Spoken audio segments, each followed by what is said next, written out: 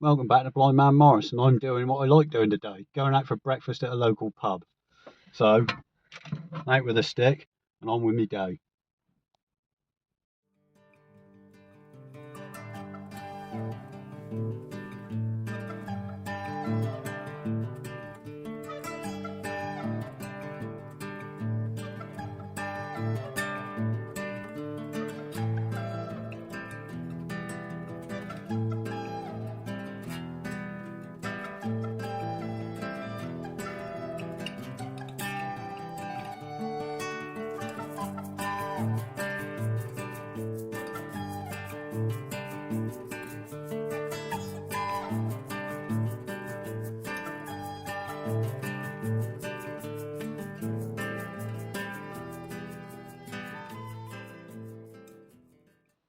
So, you just see me in town, getting out of the car and walking back to the car with me white stick. You're thinking, hang on a minute, he doesn't normally have a white stick. What's that all about?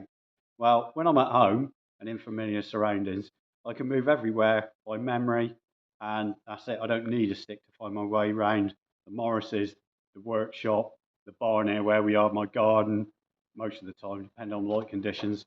And anywhere familiar, fine, no stick. But when I'm outside of the house here and the garden, I can't find my way anywhere at all. So I need Amber to guide me, or Freya to guide me, or someone to guide me. And I need a stick. The stick's not really for any use other than to let other people know that I can't see. And it's good for ramming up the backside of people who want to try and mug me. That's my favourite use of it anyway. So how do I orientate myself around the car? And am I really blind? And why am I wearing sunglasses? Well, I'm wearing sunglasses because they're not actually sunglasses. These are red filters. I can't see blue light, which means that I get a lot of pain from sunlight and natural light. So I have to wear these to stop the sunlight hitting the back of my retina and causing quite a lot of pain. And I look cool, which is great. So that's the reason for the sunglasses. They don't. That's what you've decided. That's what I've decided. That's what I'm going for. That's fine. I look cool. So that's what they're for. The red filters stop blue light, stop blue light hitting the back of my retinas, causing me an issue, and that's what they're there for. They don't do anything else other than that, really. I can't see better with them or without them. I actually stopped looking where I'm going about 8 years ago. When I'm in town and I'm being guided around, I just shut my eyes, just let them get on with it. So how do I navigate around, let's say, an engine bay? Well, it's all done by touch. So I find myself in front of the car. I know the bonnet's open because I've smacked my head on it recently. And I usually start at the front by locating the radiator cap. And then this leads me to the corrugated thermostat hose there, which leads me to the top of the engine block and the oil filler cap. And there I can work both hands around the engine block, manifold, air filter, carburetor, bottom radiator hose, distributor, alternator, and so on. Elephant's trunk if you've got a later Morris. This is the air intake hose, by the way. It's not in the car at the moment because we're doing the suspension dampers. So that's how I do it. Once I've located the car, I can usually find where I'm going on the car by moving around the car by touch and memory alone. It's a pain in the ass, basically, but I haven't got any choice, so I've got to get on with it.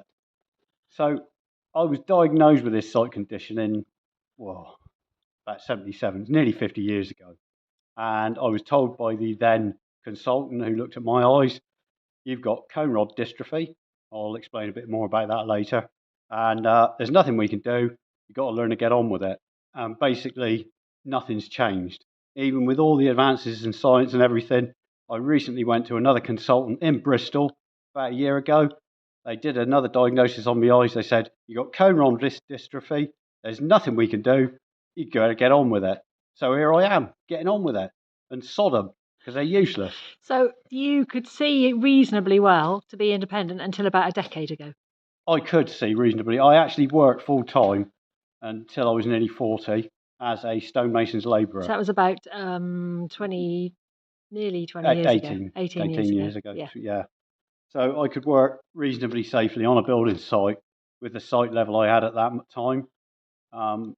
Working on a building site. I couldn't do anything, really finicky stuff, but humping stone about and lugging stuff and digging holes and knocking things down. I was perfect for that. Yeah. So yes. So the last 15 years, I would have said, my eyesight has deteriorated massively. So I've gone from being a little bit blind, basically I could get around anywhere with no help at all, to being almost completely blind and not being able to get around anywhere outside my house without being guided, which is great.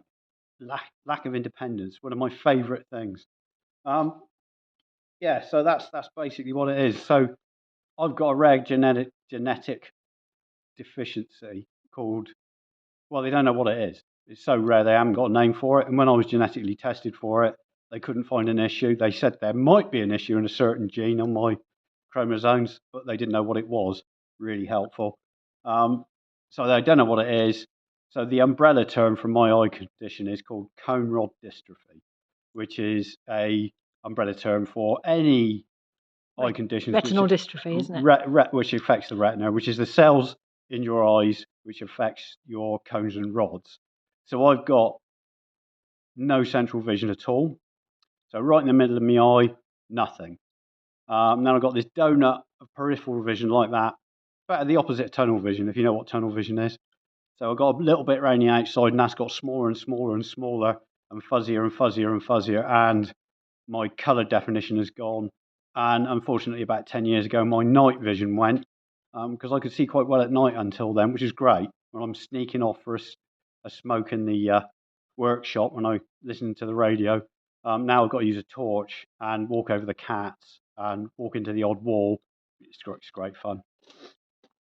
And how my eyes affected by this. So obviously, no central vision, can't see any definition. No blue light, so I can't see bugger all in daylight. I also have, because of my lack of focus from my eyes now, I have a condition called nystagmus. Can you just show that? Do you reckon you can pick that up? Yeah, I reckon Here it goes.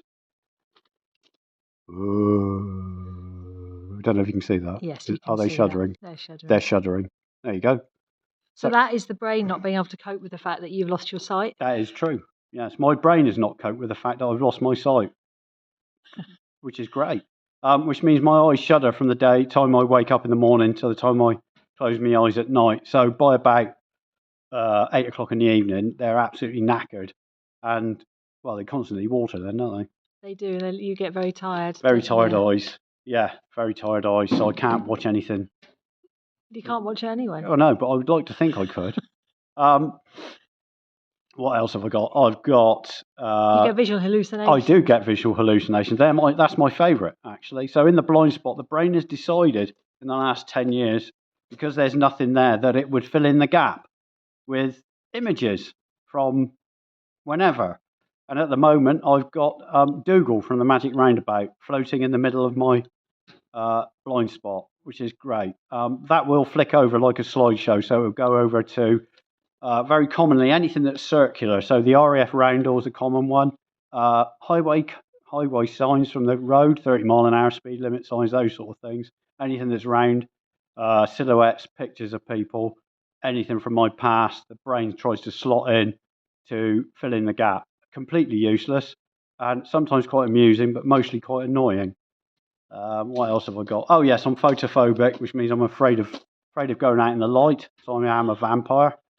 No, that's mostly to do with the frequency of blue light during the day, which means that I really can't see anything at all in the middle of the day outside. I can't see much anyway, but when the sun's like it is today, very blue, I'm almost completely blind in natural light. I think that covers it all, doesn't it, really? I mean, what I'd say is that it affects lots of other things in life, doesn't it? So a lot of social communication is about visual cues. Yeah, it is. So when we're talking to people, especially at car rallies and stuff, and people come over and they say, I want to talk about your Morris, I'm not sure whether they're talking to me or somebody next door, because there's a lot of visual cues that go on between people. So some people think I'm a right ignorant sod, which is true. But I do blame a lot of that on my blindness, because it's a really good scapegoat, because I am a bit of an ignorant sod. You're not really. No, I'm You're not really. You love talking to people. I do. But you find it incredibly difficult, and you worry a lot about saying the wrong thing and talking too much or too little, because you don't. No, I'm not worried about saying the wrong thing. I'm not worried about saying the wrong thing. I'm worried about butting into other people's conversations because I don't know who I'm talking to.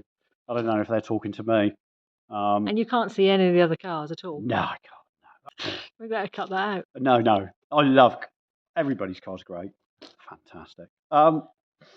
Yeah. So that's basically what I've got. And technology, is there any technology out there that Well, I helps think if me? people are watching this, they might think to themselves, "Do you know, it's 2025. Indeed. Surely There must be there something must out be there. something out there. Surely, Yeah. have you tried that? Go and try it." Yeah. You know. No. So there is technology out there and it's improving all the time. Not. Um, so a thing called smart glasses, which are AI assisted. And they're like these. You put them on your head and you look at something and go, what's in front of me? And then there's a massive delay and it takes a picture, analyzes it, and then tells you there's a car in front of you. Well, I needed to know that 3 seconds ago. So they've not caught up.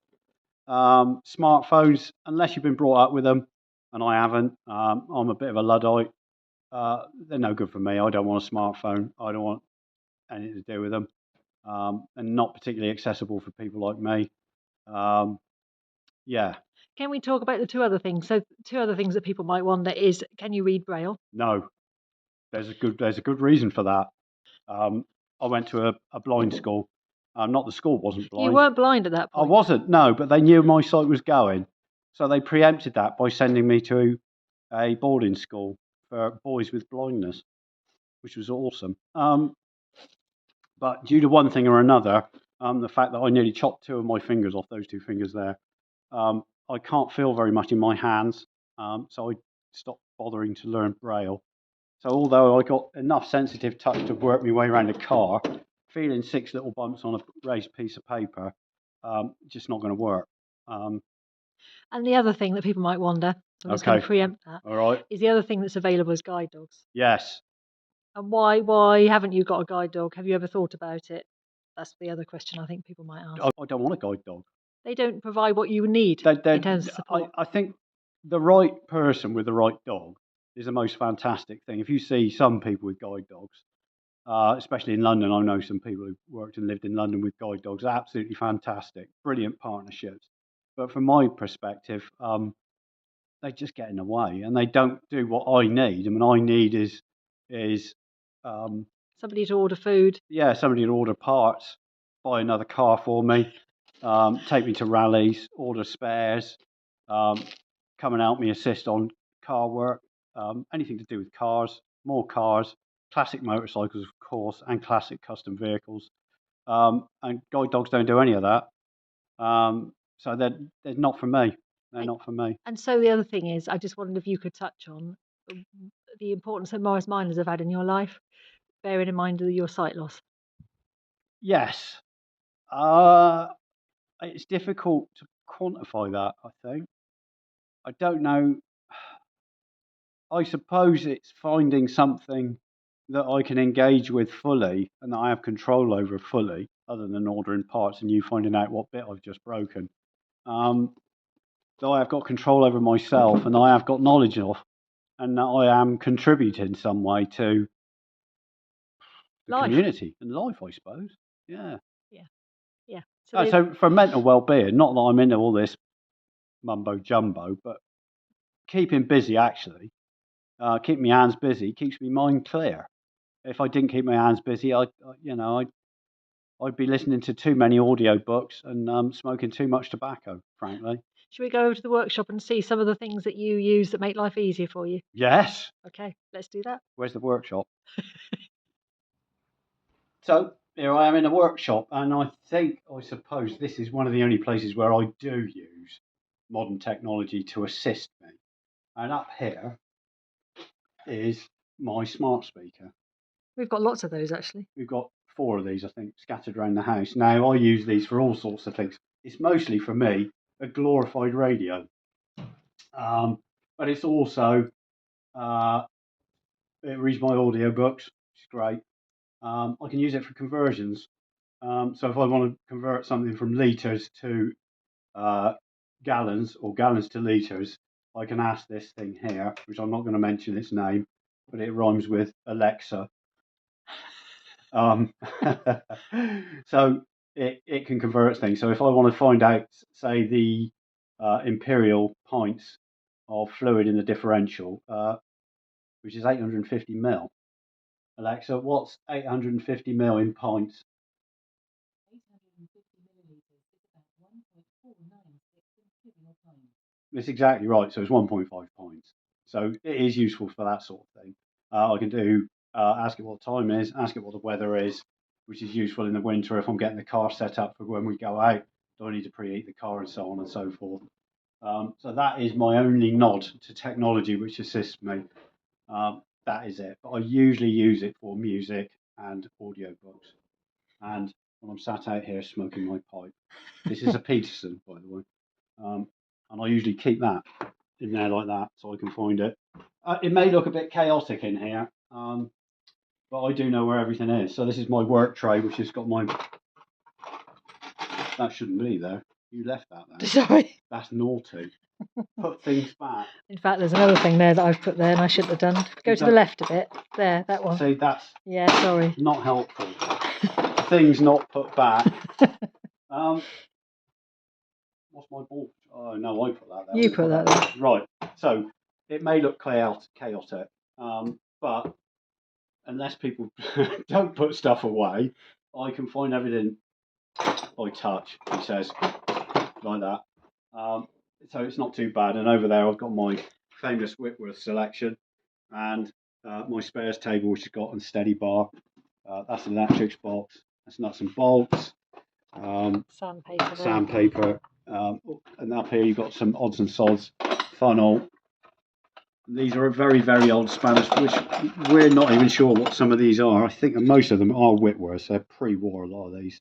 Which war? I don't know. Boer War, I think. Yeah. And the old deep box manners. There, he says, not being able to put them back in the pocket. So I do know where everything is. And it's important that if people borrow or use my tools, which they do on occasion, they try and put them back where I've used them. It's not always life happens like that. Yeah, but there we go. Can't think of anything. Can you think of anything I was just else? going to say, I think you've got to acknowledge that we're really lucky. Oh, we are. Yeah, we've got a lot of space here, as you can see with this workshop. Unfortunately, I can't get a car in here, but I'm lucky to have the space to have storage and also lots and lots of gear. Yeah, we are very lucky, and to have access to a barn to park our Ford Morrises in. Yeah. Yeah, so we are very lucky. I'm happy, really, in a lot of ways that may not be able to see, but I've got plenty of space. And what would be your message to people watching this if they're thinking about getting a Morris? They've got a Morris. I mean, what are you thinking about? Just go and buy one. Life changing, eh? It's life changing, and life's too boring to own a modern car. They're so boring. All right, they warm your bum, and you got a cup holder for your latte. Don't stop drinking lattes. What's wrong with you? I drink lattes. Oh, sorry. Just get a British Classic. All right, they're oily and smelly. I am. Why not? I've got years left in me. Go and enjoy yourself. There we go.